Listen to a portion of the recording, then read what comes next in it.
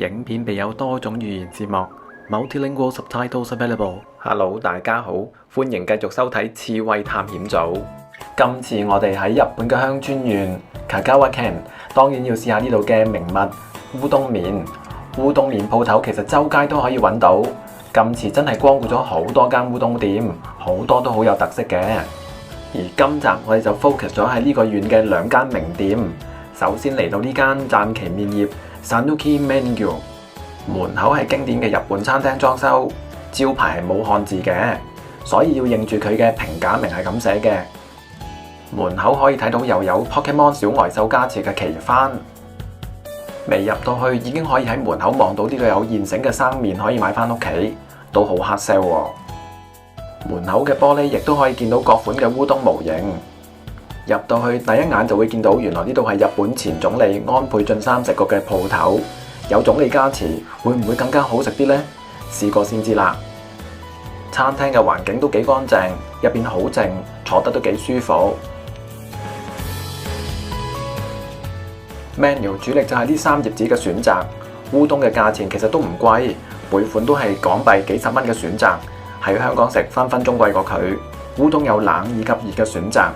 揀好咗嘢食好快就到啦，我就試咗呢個雜錦天婦羅以及咖喱湯烏冬。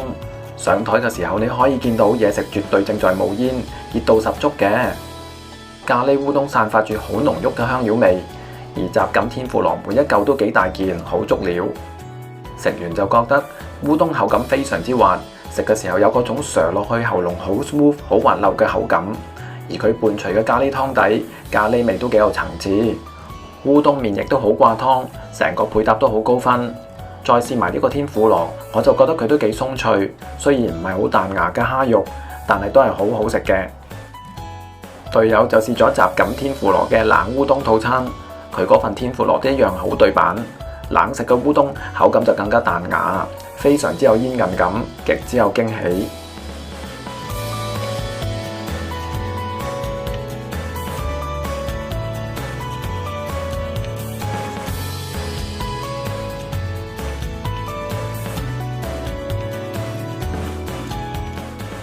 所以最終我哋就喺食完埋單之前，再買多咗2盒呢啲4人份量嘅生烏冬做手信啦。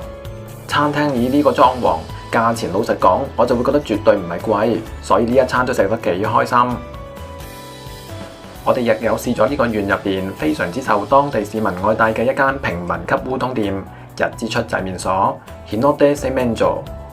呢度表面好似平平無奇，喺街邊嘅一間店，原來非常之把炮嘅。佢每日只會喺晏晝 lunch hour 開1個鐘嘅啫。開門之前你可以見到已經排滿咗當地嘅市民，好多都係附近嘅工人以及放 lunch 嘅學生。我哋就 join 埋佢哋排隊。排隊嘅時候會有職員走出嚟落訂單，問你想食啲乜嘢麵。喺嗰一刻你就要決定你要食邊一個 size 嘅麵，想食冷定係熱嘅麵呢？講低咗俾姐姐聽之後就冇得改噶啦。職員會示意你跟住呢個次序排隊。呢間麵店隔離只有少量嘅泊車位，所以最好就唔好揸車嚟啦，因為都幾難攞位嘅。麵店入邊你會見到同好多日本嘅餐廳唔同，大家都會好唔介意搭台坐埋一齊。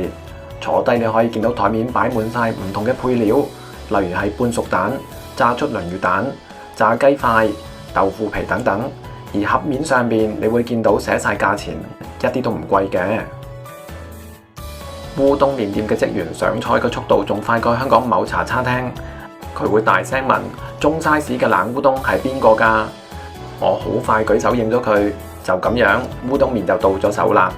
隨後一切都好自由，顧客各自就會將自己想食嘅嘢夾落個碗度。例如我就配搭咗一碗430yen嘅烏冬，裏邊有溫泉蛋、炸腐皮以及炸竹輪。呢度嘅烏冬出名非常之彈牙。我大約9年之前食過，畢生難忘。今次特登返嚟試第2次嘅。臨走埋單嘅方法都只係去同職員講低自己食過啲乜，佢就會同你計返錢，一切都係誠實系統嚟嘅啫。因為實在太好食啦，隨後我哋亦都喺附近嘅伊洋嗰度買咗幾箱佢嘅烏冬返屋企。返到香港之後開箱俾大家睇，一箱入邊有6袋烏冬。每包2人份量，包括醬油湯底。每包會寫明咗煮嘅方法，因為係生烏冬，煮嘅時間就會比較耐啲。最後我哋就用咗最地道嘅方法呈現翻呢個烏冬出嚟，就係當地最地道嘅其中一個食法，配埋雞髀，即係佢哋所謂嘅骨腐雞。翻到嚟食都有當地8成咁大牙喎。我哋另外亦都有試埋讚岐麵業賣嗰個烏冬，每一盒有4人份量，另外亦都包埋醬油湯底嘅。呢個 product 嘅盒背亦都有說明咗唔同烏冬嘅烹調時間。冷烏冬就會煮耐啲，而熱鍋烏冬嘅烹調時間就會短啲。兩個牌子嘅烏冬比較起上嚟，我就會覺得讚岐麵業嘅烏冬口感會比較滑溜，而日資出世麵嘅烏冬就會比較煙韌，比較彈牙，各有各精彩啦。今集就講到呢度，下一次見。本影片並非廣告，全屬個人分享。多謝你睇完晒我哋段片，希望你會喜歡。